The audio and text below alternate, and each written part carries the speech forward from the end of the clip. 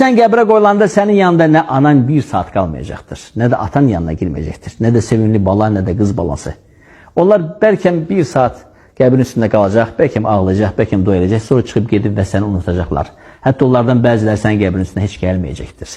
Dünya onların başına o qədər qatacaq ki, onlardan bəziləri sənə heç dua da etməyəcəklər. Sənin ənis olan vəfalı dostun sənin 5 namazındır, sənin günorta orucundur, sənin sadaqandır, sənin nəfəqəndir, sənin təsbihatındır. Peyğəmbərimiz sallallahu aleyhi ve sellem sevimli həyat yoldaşına Ayşə buyurur ki, ya Ayş, rak'ata salatul fecri hayrun mined dunya ve ma fiha. Ey əzizim Ayşə, bil və agah ol. Sübh namazından qabaq qıldığın 2 rəkət sünnə, sübh namazından qıldığın qabaq 2 rəkət rak'atel fecr, dünya və içində olan hər bir şeydən xeyirdir.